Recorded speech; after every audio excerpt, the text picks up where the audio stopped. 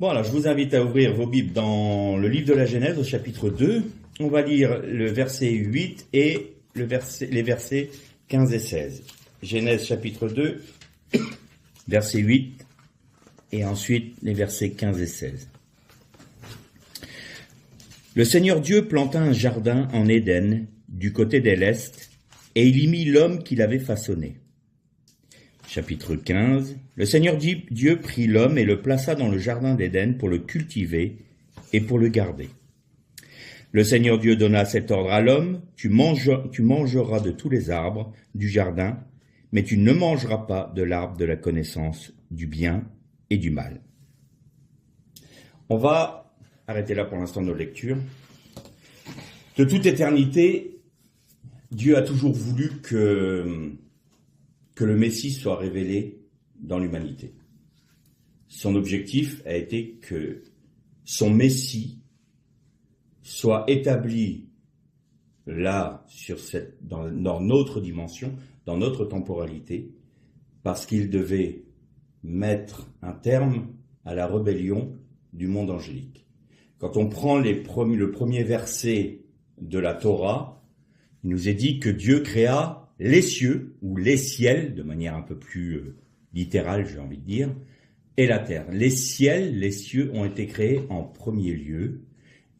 Dans ce laps de temps-là, il y a eu cette rébellion de ce chérubin protecteur, ce grand chérubin très beau qu'on appelle aujourd'hui l'ennemi, le Satan. Il s'appelait Lucifer. Vous noterez qu'il a perdu son nom dans la Torah. C'est très important, le nom.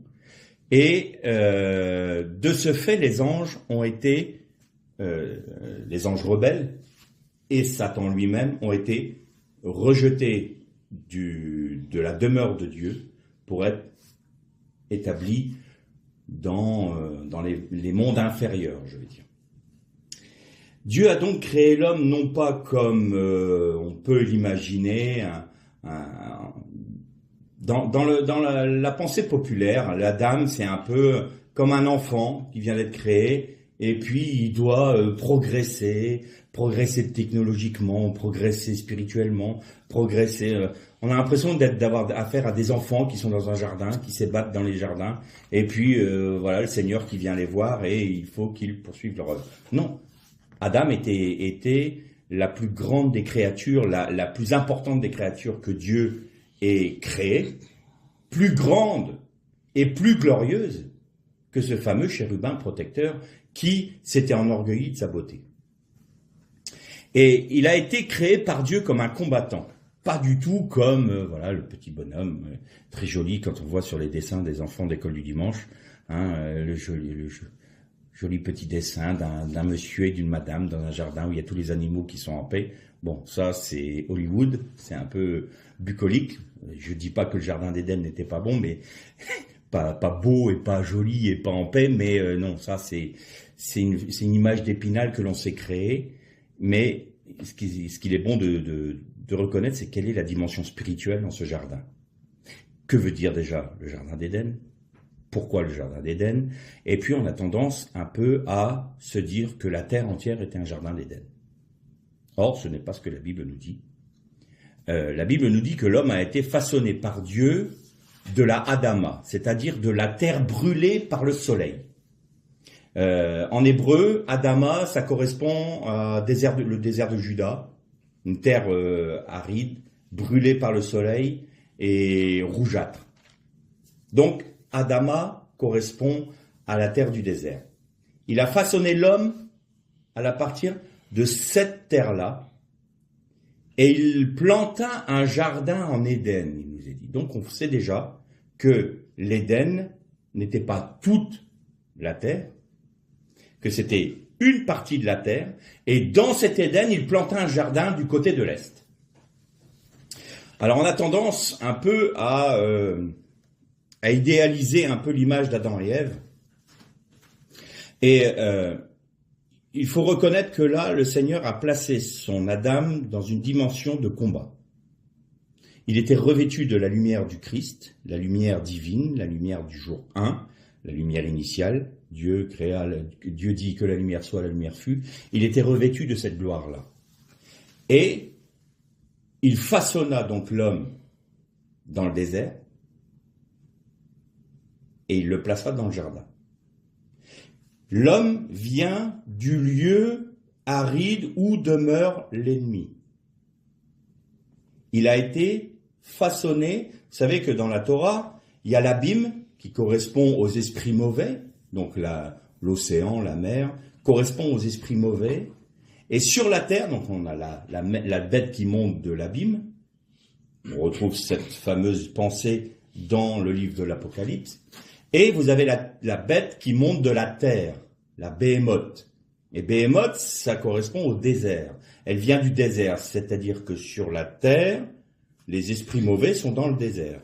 Jésus, d'ailleurs on en parlera tout à l'heure, fut poussé par l'esprit là où réside Satan, pour y être tenté, afin de vaincre l'ennemi sur son terrain même. Donc l'homme est tiré de la Adama. Et il est façonné par Dieu. Dieu lui donne un souffle de vie, un esprit, et il le place dans son jardin, en Éden. Alors, je vous donne juste une petite une pensée personnelle. Là, on n'est pas du tout obligé de me suivre, mais c'est ma conviction personnelle. Je pense, moi, que l'Éden, c'était Israël et que le jardin d'Éden était sur le mont des Oliviers. Voilà, ça, c'est ma vision personnelle. On n'est pas obligé de me suivre là-dessus. De toute façon, ça n'a pas une importance capitale pour comprendre le message qui va suivre. Mais ça, c'est ma conviction personnelle. Il place son Adam dans le jardin. Donc, on va faire un peu de guématria.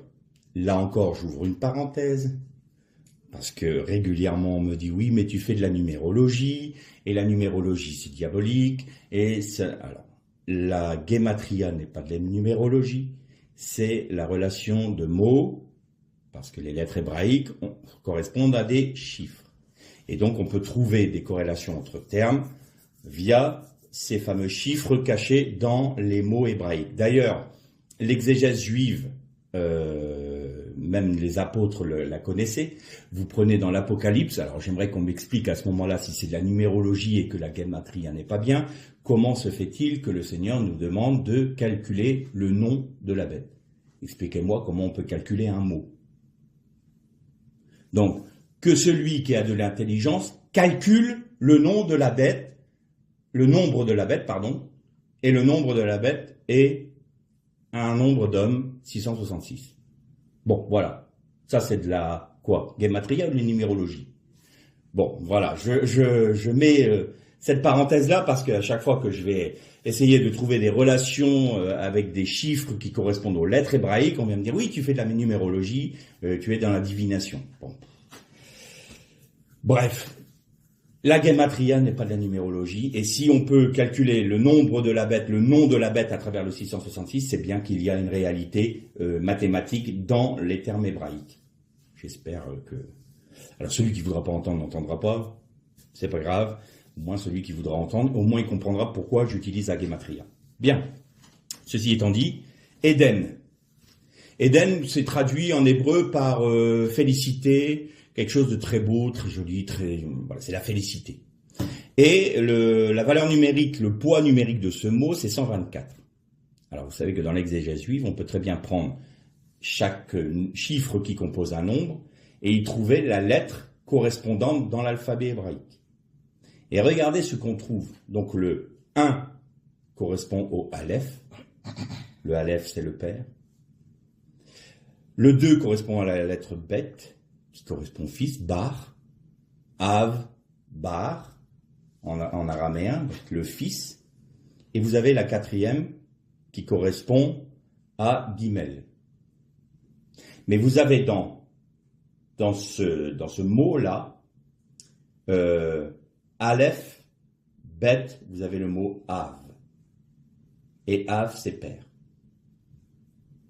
Et le Gimel, c'est la première lettre de Gan, qui veut dire jardin. Donc vous avez le Père peut se révéler dans le jardin. D'accord? On va prendre maintenant la guématria de Gan. Le poids numérique de Gan, c'est 53. Si on prend le mot Torah, Alors, dans l'ordre ordinal, c'est-à-dire que vous avez chaque lettre correspond à un chiffre ou à un nombre, mais vous avez aussi la place de la lettre dans l'alphabet. Vous savez que l'alphabet hébraïque a 22 lettres. Et donc, vous allez prendre non pas le chiffre qui correspond à la lettre, mais sa position dans l'alphabet. Eh bien, vous trouvez donc dans Torah, vous avez le Tav, c'est la 22e lettre. Vous avez un Vav, c'est la 6e lettre. Vous avez un Resh, qui est la 20e lettre. Et vous avez un He, qui est la 5e lettre. Total, 53. Moralité. Si on paraphrase, on peut dire que Dieu, l'Éternel, plaça son Adam dans sa Torah.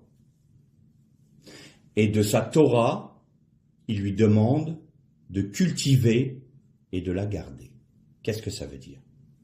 Donc vous voyez que dans le jardin, vous trouvez le Père. Et le jardin, c'est la Torah. Donc Dieu, le Père, nous est révélé dans la Torah. Jean nous disait que au commencement était la parole, mais il n'est pas dit au commencement était la Torah. Il nous est dit au commencement était le verbe, la parole, la parole parlée, j'ai envie de dire, pas la parole de Dieu dans la Torah. La Torah veut dire enseignement. Mais le terme hébraïque, si vous prenez la Brit Hadasha en hébreu, au commencement, Bereshit, Dabar. Davar, c'est le mot parler. Donc c'est le verbe. Moralité, la Torah est un tuteur, et d'ailleurs c'est ce que nous dit Paul, la Torah est un tuteur pour nous amener à la parole. Et qui est la parole? Christ. Et que fait Christ quand nous le connaissons? Eh bien Christ nous révèle le Père. Nous sommes amenés, l'Adam était normalement créé pour lutter contre l'ennemi, le Satan, parce que Dieu lui avait ordonné d'une part de croître et de multiplier et de soumettre toute la terre.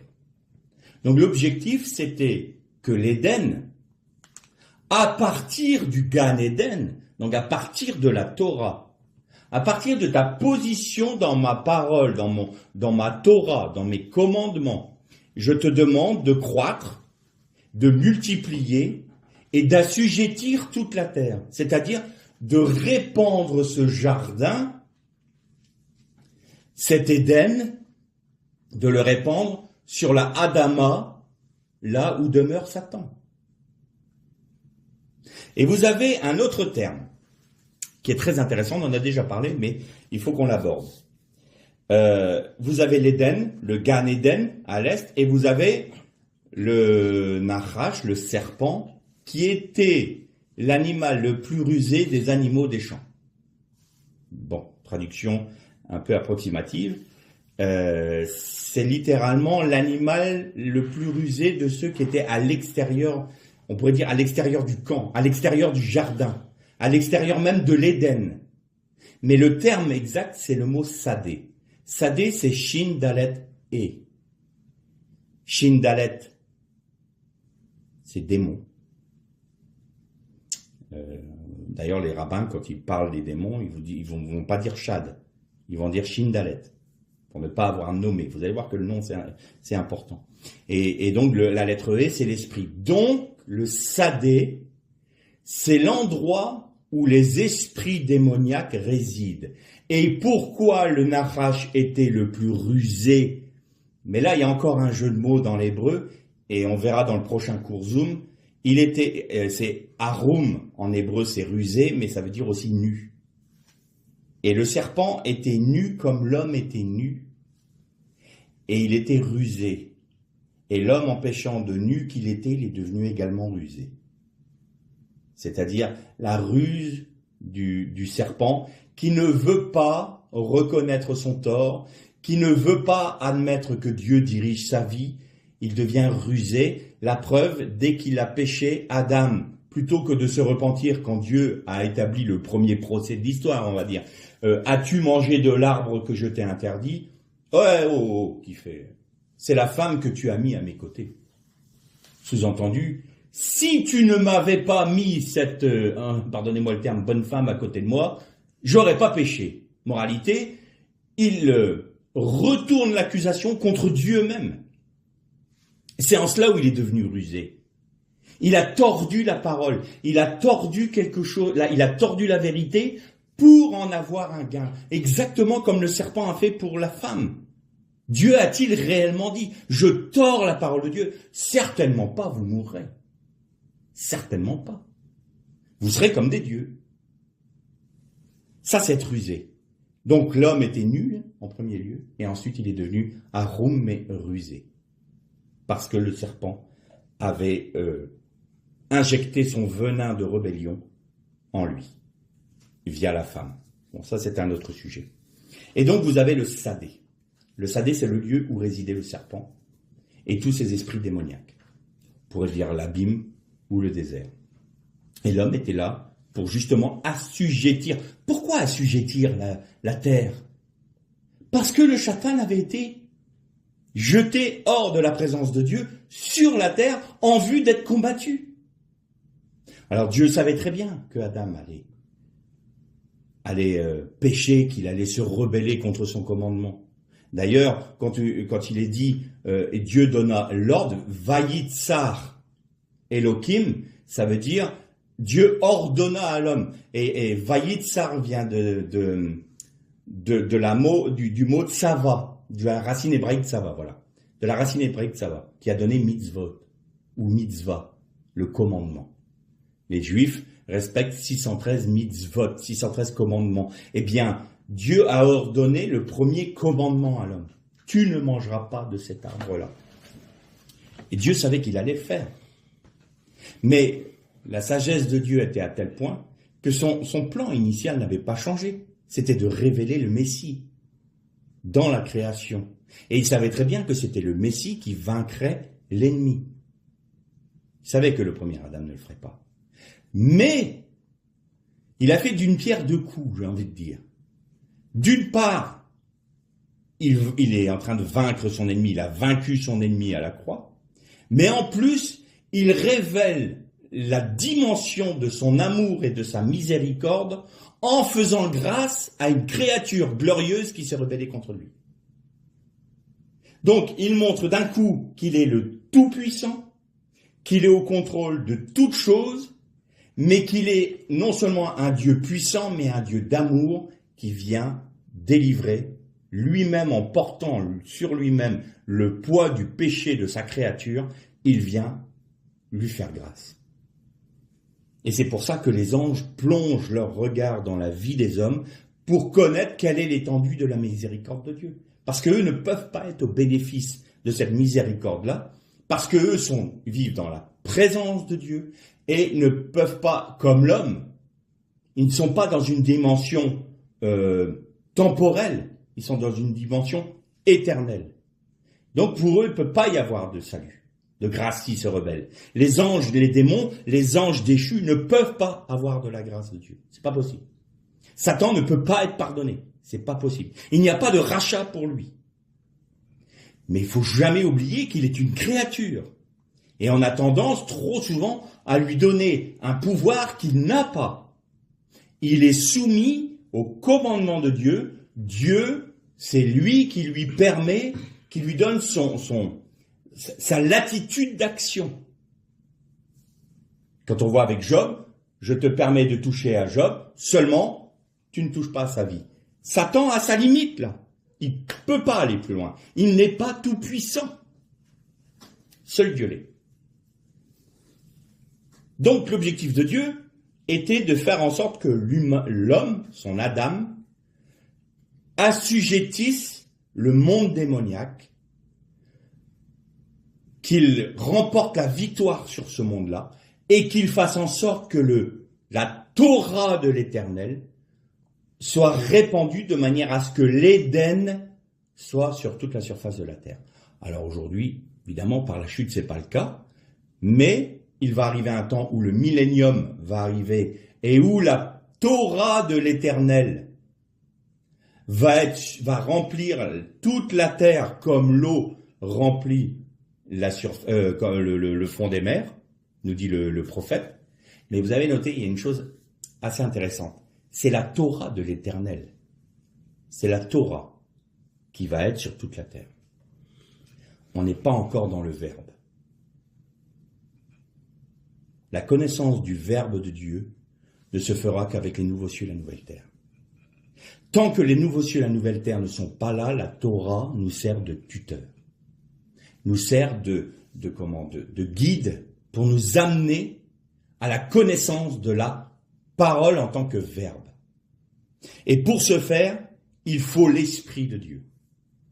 Il faut que nous ayons l'Esprit Saint, qui nous révèle qui est Christ, de manière à connaître le Père. Alors évidemment, la Torah, la parole de Dieu, est essentielle pour nous aujourd'hui. C'est une évidence. Mais nous pouvons mal l'utiliser. Et c'est là le problème. C'est que souvent, nous l'utilisons bien mal. Et nous avons tendance à prêcher, témoigner d'un Christ, d'un Messie qui ressemble à ce qu'on comprend de la Torah, mais qui n'est pas le nom du Messie, qui n'est pas Yeshua. Les rabbins aujourd'hui sont des érudits de la Torah, où je suis un tout petit bonhomme par rapport à eux, parce que je ne connais rien par rapport à certains rabbins qui ont étudié toute leur vie la Torah. Ils vont vous parler d'un Messie, mais ils ne vous parleront pas d'une personne qu'ils connaissent. Ils vous parleront d'une personne comme d'un personnage historique qui doit arriver, mais ne vous parleront pas d'une personne qu'ils connaissent. Jésus a dit à ses disciples, « Qui dit-on que je suis ?» Alors les uns disent que tu es Élie, les autres disent que tu es un prophète, les autres disent que tu es un charlatan. Et puis là, Jésus met le focus sur eux-mêmes. « Et vous, qui dites-vous que je suis ?» Et là, Simon a cette réponse merveilleuse. « À quel autre irions-nous qu'à toi? Tu as les paroles de la vie éternelle, tu es le Fils du Dieu vivant, le Messie qui doit venir. » Et Jésus lui répond, « Tu es heureux, Pierre, de ce que ce ne soit pas ni la chair ni le sang qui t'ont révélé ces choses, mais mon Père qui est dans les cieux. Tu ne seras plus appelé Pierre, mais Céphas. » Je vous rappelle, Pierre, c'est Even, c'est la contraction de Av et Ben. Even, ça fait le Père et le Fils. C'est-à-dire que le Père est révélé par le Fils. Tu as compris qui j'étais par révélation. Pas parce que tu as la Torah. Bien sûr que tu utilises la Torah pour me connaître. Mais encore faut-il que tu aies l'humilité de me dire « Qui es-tu? Comment puis-je te découvrir dans la Torah ?» Explique-moi toi-même qui tu es. Vous prenez, je crois que c'est dans l'évangile de Matthieu au chapitre 8 ou Marc, peu importe, où Jésus dit, il témoigne de lui-même. Et les pharisiens lui disent, tu es un faux prophète parce que tu témoignes de toi-même, alors que la Torah nous commande d'avoir un ou deux témoins qui témoignent de toi. Et Jésus dit, mais même si je témoigne de moi-même, ma parole est vraie. Pourquoi il pouvait dire ça? Et parce qu'il était en train de dire aux pharisiens à ce moment-là, je suis le Verbe.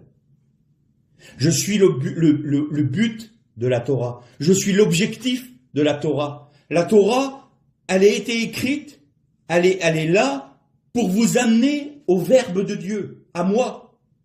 Donc, personne d'autre à part le Père, parce que le Père témoigne de moi aussi, mais vous ne le croyez pas non plus. Mais personne d'autre ne peut vous révéler qui je suis. Puisqu'il faut être rentré dans le cœur même de la Torah. Et comme vous, le peuple juif, comme les prophètes ont vu de loin le Messie. Ils ont expliqué ce qu'ils voyaient du Messie. Mais est-ce qu'ils ont connu le Messie? Non. Et moi, je viens pour me révéler à vous de manière à ce que vous soit révélé le Père. Et ça, les Juifs l'ont toujours pas compris aujourd'hui. Enfin, une grande partie des Juifs ne l'ont pas compris aujourd'hui. Pourquoi? Parce qu'il y a un voile sur leur cœur. Quand Jésus est mort, les fameux chérubins qui étaient placés, donc on appelle ça des krouvim en hébreu, qui étaient placés dans le jardin d'Éden pour empêcher Adam d'aller à l'arbre de la vie.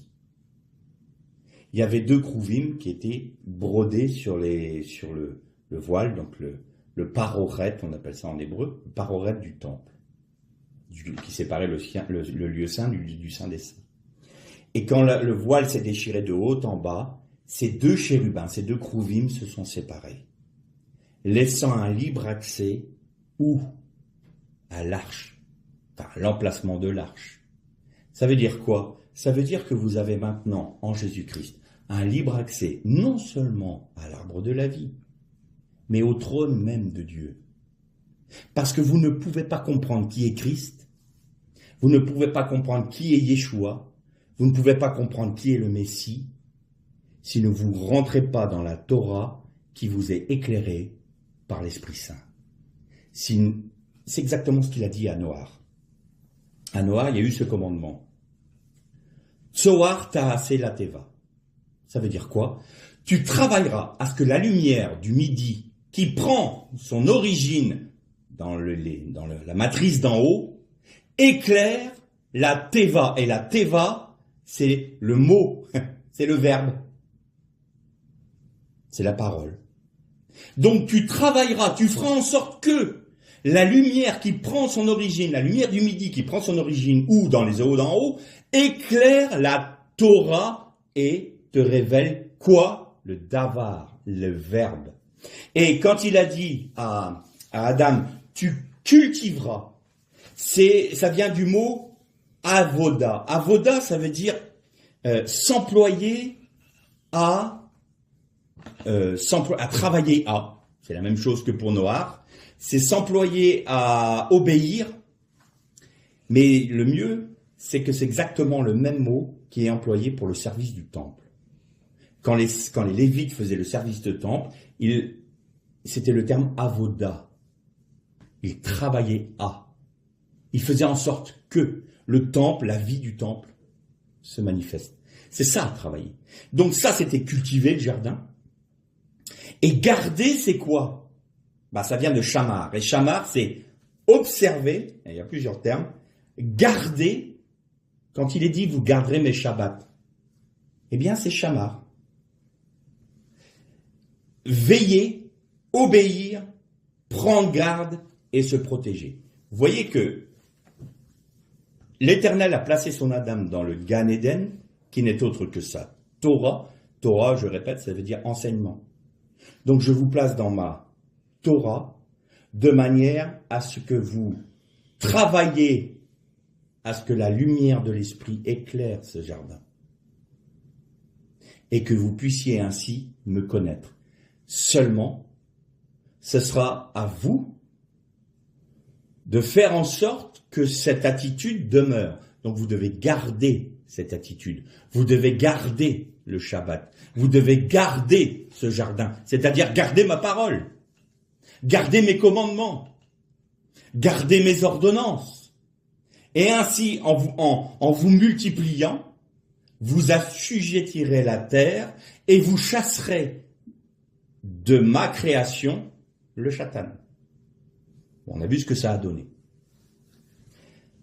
Maintenant,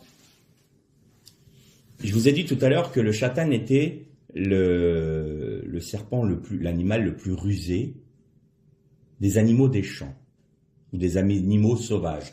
Alors, un animal sauvage se dit en hébreu c'est une chaya, et des animaux méchants ou sauvages c'est des chayot. Il y a un texte intéressant. Vous savez, quand Jésus a été conduit par le désert à la suite de son baptême, il est conduit dans le désert pour y être tenté. Où est-ce qu'il est amené, Jésus? Il est amené dans le lieu même où réside Satan, dans le désert. Le bouc émissaire était chassé dans le désert pour Azazel, qui est un autre nom qu'on a donné au Satan. Donc, le désert, c'est le lieu où réside, c'est le sadé, j'ai envie de dire. Et Jésus est amené sur le terrain du Satan. Et il va précisément réparer la faute du jardin à ce moment-là. Avant même avant même qu'il commence son ministère. Le Christ répare la faute du jardin d'Éden. Pourquoi ? Il jeûna pendant 40 jours. Ça, 40 jours, je vous ai déjà expliqué, ça correspond au temps de l'épreuve. Les Hébreux, ont dû retourner 40 ans dans le désert, c'était l'épreuve. Jésus est éprouvé pendant 40 jours, c'est l'épreuve. Il en est de même pour Abraham. 40, c'est le nombre de l'épreuve dans la tentation, dans la rébellion, c'est l'épreuve. Et il eut faim. Qu'est-ce que fait Satan ? Satan, il utilise la Torah. Dit à ces pierres de devenir des pains. Et il prend un texte biblique. Dit à ces pierres de devenir du pain. Mais qu'est-ce que fait Jésus là ? Plutôt que de dire, ouais c'est vrai j'ai faim, 40 jours, après tout, j'ai la foi, je suis le Messie, que ces pierres deviennent du pain. Et ça aurait fait quoi ? Et ça aurait fait qu'il aurait écouté la voix du serpent. Ah ouais, mais il y a un problème là par contre. Mais la voix du serpent, elle faisait quoi ? Elle utilisait la parole de Dieu. Il utilisait la parole de Dieu. Sauf qu'il la tourne, il l'a switché, comme on pourrait dire. Il l'a dévié. Et Jésus, qu'est-ce qu'il répond ? L'homme ne mangera pas de pain seulement, mais de toute parole qui sort de la bouche de Dieu. Il redresse le commencement de torsion que Satan donnait à sa parole. Il la redresse immédiatement. Satan ne se démonte pas, continue. Et puis, il l'emmène sur le haut du temple. Et puis il dit, jette-toi en bas. On verra si tu chutes. Parce que la parole dit qu'il enverra ses anges pour empêcher ton pied de trébucher. Prouve-le-moi. Prouve-moi que la Torah est juste. Et Satan utilise toujours la Torah. Et Jésus qui dit, tu ne tenteras pas l'Éternel ton Dieu. Là où la femme a péché en mangeant du fruit, Christ a rétabli la parole en disant, je ne me nourrirai pas que de ce que j'ai besoin physiquement, mais de la parole. C'est-à-dire, je vais garder le jardin. Je vais garder le Gan Eden. Et quand Satan lui dit, jette-toi, là, on va voir si tu chutes. Là où la femme a chuté, Jésus dit non, tu ne tenteras pas l'Éternel ton Dieu. Et après, il l'emmène sur une très haute montagne, il lui montre tous les royaumes du monde et il dit, je te donnerai tout cela parce qu'ils m'ont été donnés, effectivement. Toutes les nations sont conduites par des démons, depuis Babel, et Satan a autorité sur elles. Elles lui ont été confiées par Dieu. Il dit, je te donne tout ça si tu m'adores. Qu'est-ce qu'on entendait encore dans le jardin d'Éden ? Vous serez comme des dieux. Vous serez vous-même juge de ce qui est bien, de ce qui n'est pas bien. C'est vous qui allez faire votre propre religion. C'est vous qui allez juger vous-même sans vous préoccuper de Dieu, de savoir si c'est bien ou si c'est pas bien. Vous n'aurez plus besoin de ce vieux bouquin poussiéreux qu'on appelle la Bible. Non, c'est vous qui décidez de savoir si c'est bien ou pas bien. D'accord ? Vous serez des dieux. Jésus a dit, tu adoreras le Seigneur ton Dieu seul. Tout ce sur quoi la femme, donc Adam, a chuté, sur tous les points de chute de l'homme, le deuxième Adam a tout rétabli, pas n'importe où. Pas n'importe où. Dans le sadé, dans le lieu où réside l'ennemi. Alors vous allez me dire, alors pourquoi il ne l'a pas fait dans un jardin ? Parce que le jardin devait être lui-même purifié. Le péché est rentré dans le jardin par l'homme, par le premier Adam. Le deuxième Adam a versé son sang dans le jardin de Gethsémani en prenant le tourment du péché dû au premier Adam sur lui. Et son sang coula de son front à ce moment-là dans le jardin. Il a totalement réparé la faute du jardin d'Éden. Il a totalement rétabli la création dans la Torah. Il a totalement rétabli la brisure qui s'est faite dans le jardin d'Éden. Il l'a complètement comblé et il a rempli les brèches. Il a fermé les brèches qui ont été créées par l'ennemi. Mais non seulement ça, nous, on ne mesure pas jusqu'où la brèche a été. La brèche a été dans toute la création, dans tous les niveaux célestes. Dans le monde évangélique, on a tendance à dire, il y a 3 cieux, parce que Paul a été ravi au 3e ciel. Mais Paul a simplement dit, j'ai été ravi jusqu'au 3e ciel, ça ne veut pas dire qu'il y en a plus. Dans l'exégèse juive, il y en a 7, les 7 montagnes de l'Éternel. Bon, vous voyez comme quoi, quand on peut utiliser la Torah, mais quand l'homme s'immisce dedans, eh bien c'est ce qu'il comprend, et il va prêcher ça. Moi je peux prendre la parole et vous donner des enseignements complètement farfelus. Tout comme Satan disait, mais attendez, regardez, l'évangile de la prospérité, il en donnera le centuple à celui qu'il aime. Bah, si vous donnez 1 000 euros, vous aurez 100 000 euros. Oh, elle est pas belle la vie. Donc c'est n'importe quoi. C'est pas l'évangile, c'est pas la Torah, ça. Et pourtant, c'est un enseignement. Et on prend les textes bibliques. Parce qu'on ne veut pas connaître qui est le Messie. On veut connaître celui qu'on veut découvrir dedans. Celui qui va nous satisfaire. Celui qui va pas nous remettre trop en question. Celui qui va pas nous bousculer dans notre petite vie religieuse. Et du moment que je le salue, le reste après, écoute-moi, mon petit bonhomme, ça m'intéresse pas de savoir qui tu es. Parce que moi, ce que je veux, c'est pas te connaître parce que je t'aime. Ce que je veux, c'est simplement accepter ton sacrifice pour sauver ma petite peau. M'intéresse pas de te connaître. Tu m'intéresses pas, en fait. Parce que obéir à tes commandements, suivre tes ordonnances, suivre ton chemin en portant ma croix chaque jour, j'ai pas envie de ça, moi. J'en veux pas de ton truc. Ce que je veux, c'est juste sauver ma peau. Alors, comme je sais que tu es mort pour moi, après tout, je prends une assurance vie, le reste après, je vis comme je veux. Ça, c'est pas être un disciple. Et il y en a plein dans les églises aujourd'hui, des comme ça. Plein. Alors, il y a ceux qui croient qu'ils sont sauvés, mais qui n'ont même pas voulu accepter le sacrifice de Jésus pour être sauvés. Alors, voilà. Et puis, il y a ceux qui sont quand même sauvés, mais qui se préoccupent pas de Dieu. Et puis, un jour, quand ils vont voir que toutes leurs œuvres sont brûlées, ils vont être là, la bouche fermée devant Dieu, tout penaud, parce qu'ils vont voir de quelle gloire Dieu voulait les revêtir, et qu'ils ne l'ont pas accepté pour gagner quelques pains et quelques petites gloires sur cette terre. Voilà. Bon, chacun fait ses choix. Donc le deuxième Adam est venu rétablir toute chose.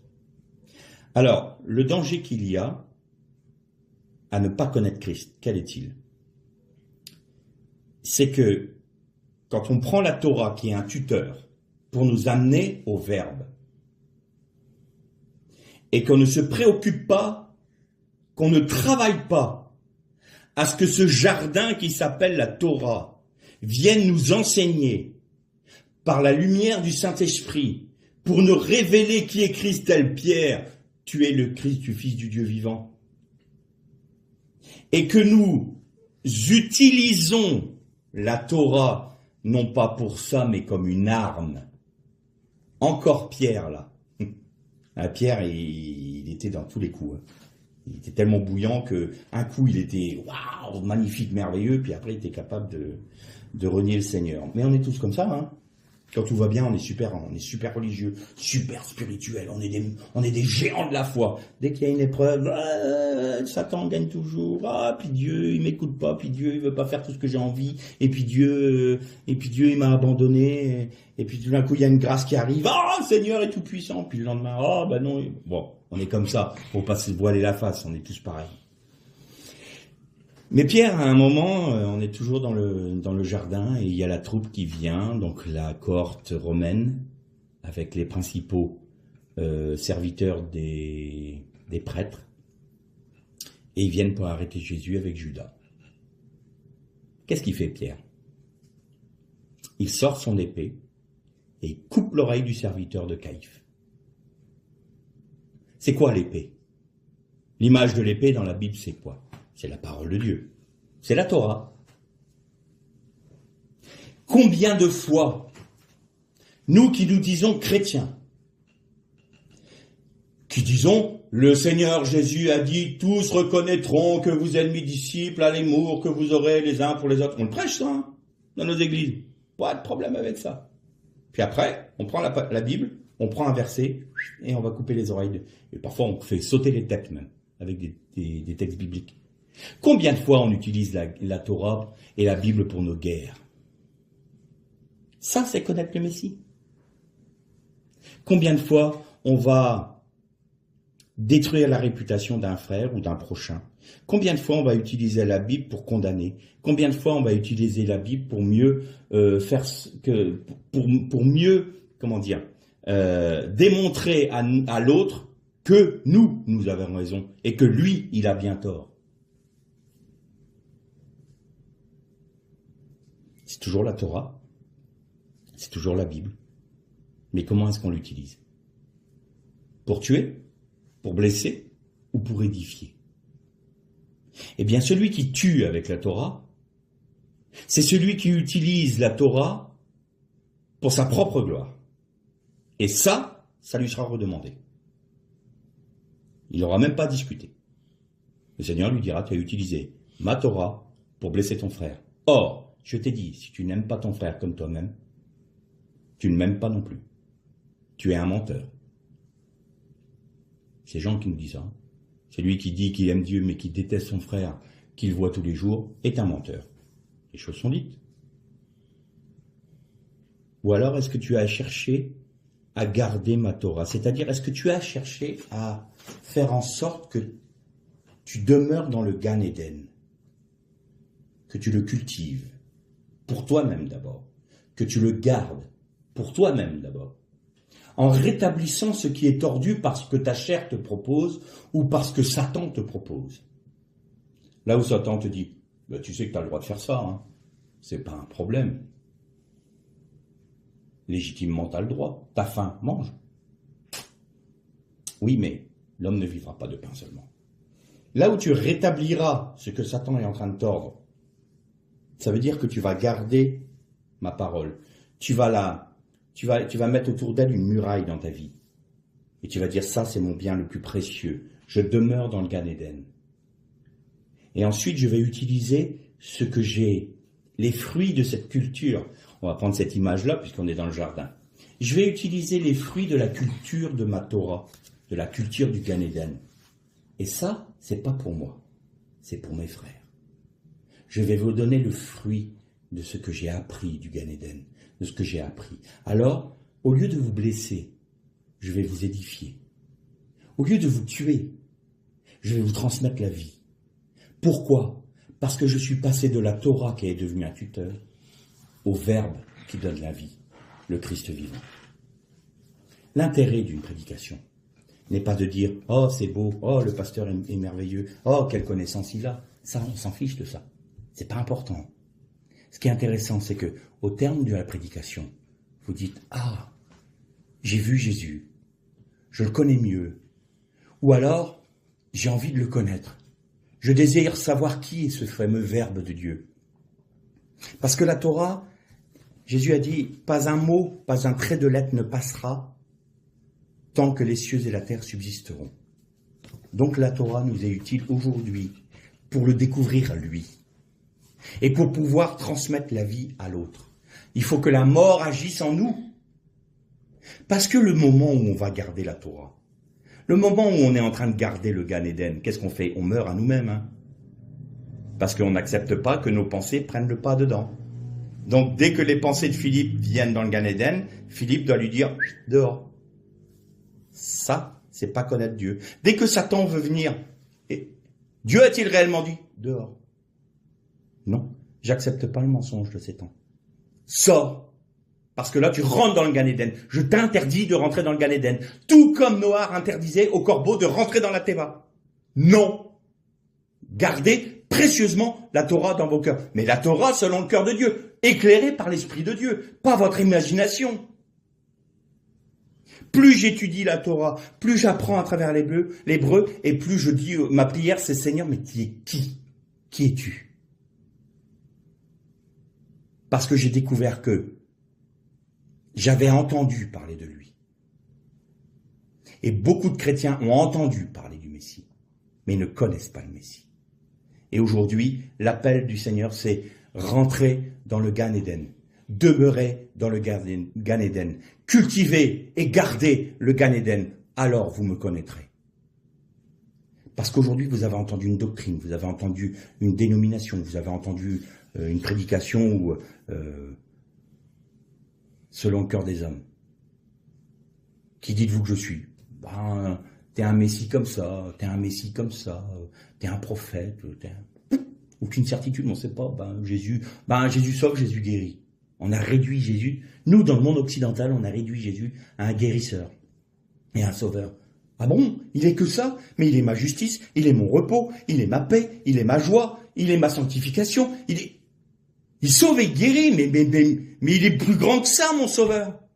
Vous me donnez un messie étriqué, mais il est forcément étriqué, le messie que vous me donnez, puisque c'est un messie selon vos pensées. Moi, ce qui m'intéresse, c'est le messie de l'éternité. Moi, ce que je veux, c'est le davar, pas le messie que vous vous forgez. Qui es-tu, toi, le Verbe? Je suis ta justice. Je suis ta sanctification, je suis ta paix, je suis ta joie, je suis ton repos, je suis ton salut, je suis ta guérison, je suis ta bénédiction. Et vous pouvez en mettre encore, parce qu'il est tellement puissant, tellement grand, que la vie éternelle, c'est de te connaître, toi le seul vrai Dieu, celui qui t'a envoyé Jésus-Christ. Donc on a la vie éternelle pour le connaître, donc ça va durer un petit moment. Est-ce qu'on n'a pas envie de connaître qui il est, lui? Ou est-ce qu'on a envie de se faire une image de qui il est? Est-ce que nous voulons utiliser la parole pour blesser le frère? Même si c'est juste? Même si c'est juste. Allez, je vous donne une petite anecdote. Un jour, un frère est venu me voir et il m'a balancé des textes bibliques au visage. C'était tout à fait vrai. Mais il n'a pas discerné si moi j'étais en mesure de recevoir ces paroles qui étaient vraies. Hein. Je sais qu'aujourd'hui, ces paroles étaient non seulement vraies, elles étaient justes, et il y avait la vie dedans. Pas de problème sur le fond, mais énorme problème sur la forme. Il n'a pas cherché à discerner si moi j'étais prêt à recevoir cette parole.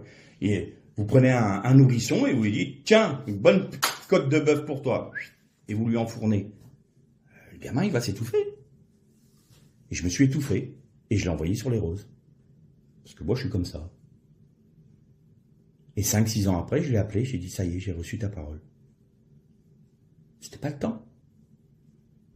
Tu m'as coupé la tête à ce moment-là. Tu m'as blessé, tu m'as heurté, tu m'as choqué. Et pourtant, il a dit une parole de vérité. Il y en a, on va pas donner à un enfant la nourriture d'un adulte. Il faut de la sagesse, il faut du discernement, et c'est toujours la vérité. C'est toujours la Bible. Mais comment on la distribue? Alors déjà, est-ce qu'on la distribue pour aimer l'autre? En disant, tiens, est-ce que ça t'est utile? Est-ce que ça va te faire du bien? Est-ce que ça va t'aider? Parce que si c'est simplement pour lui dire, t'as vu, moi j'en suis là. Regarde tout ce que j'ai appris avec le Seigneur. Et toi là-bas, dans ta petite vallée là-bas, parce que moi je suis sur le haut de la montagne, hein. Toi dans ta petite vallée, tu veux un peu de ma nourriture? Allez, tiens, prends ça. Il ne peut pas le supporter. Puis c'est pas parce qu'il est plus haut, c'est simplement parce qu'il doit apprendre à son rythme, à la façon dont Dieu lui apprend. Tu te crois sur une montagne? Mon pauvre garçon, tu viens pas de réaliser que tu étais 600 mètres en dessous de lui, parce que tu n'as rien compris à qui était ton frère. Et tu n'as pas hésité à le blesser. T'as pas hésité à lui faire mal, parce que t'as pas vu qui il était, et t'as pas vu l'œuvre de Dieu dans sa vie. T'es un ignorant. C'est dur, hein, ces propos-là. Et pourtant, combien de fois on agit de cette manière avec nos frères et sœurs? Combien de fois on blesse? Combien de fois on tue? Combien de fois on détruit des réputations? Combien de fois on juge? Combien de fois on a des paroles de malédiction sur nos frères et sœurs? Alors qu'on est là pour les aimer, pour les aider, pour les instruire, pour laisser Christ vivre en nous, pour qu'ils puissent leur donner la nourriture dont ils ont besoin, pas celle qu'on veut leur donner. Un jour, le Seigneur m'a dit, je te demande pas de nourrir mon peuple. M'intéresse pas que tu essaies de nourrir mon peuple. Ce que je veux, c'est que tu distribues ce que moi je leur donne. Prends bien garde à ça. Ne distribue pas ce que tu crois qu'il faut leur donner. Seulement, tu es là, tu es un intendant. Tu distribues ce que moi je donne à mon peuple. Autrement, tu tombes. Arrête tout. Mais si tu ne distribues pas ce que moi je donne, si tu retiens ça pour toi, tu n'es pas digne du royaume de Dieu. Je rendrai compte bien plus sévèrement devant mon Seigneur que celui qui ne prêche pas, c'est une évidence. Mais on doit être droit, juste et honnête devant Dieu. On se trompera, on est des hommes, je ne suis pas infaillible. Mais on doit toujours se laisser corriger par Dieu. Toujours remettre le travail sur le métier pour laisser Dieu agir dans notre vie. Autrement, on est des prédicateurs de doctrine. On est des prédicateurs de Torah. On va juger sévèrement les pharisiens, puis on agit comme eux. On va trouver que les pharisiens sont les pires hypocrites religieux qui soient. Et puis nous, on ne regarde pas qu'on est, nous, dans le monde évangélique, les pires religieux hypocrites qui soient. Voilà. Et c'est plus facile de regarder l'autre et puis de lui dire « Oh, t'as vu, il est comme ça ». Parce que pendant qu'on pointe du doigt un frère, il y en a 3 qui sont tournés vers nous. Alors arrêtons les doctrines. Arrêtons d'utiliser la Torah pour nous détruire. Arrêtons d'utiliser la parole de Dieu pour nos guerres. Mais cherchons à savoir qui est le Verbe qui se cache dans la Torah de Dieu, afin que nous puissions avoir le voile déchiré dans nos vies et qu'il y ait la révélation du Père en Jésus-Christ. Alors là, ça sera la vie qui passera et non plus la mort. Ler les Shalom.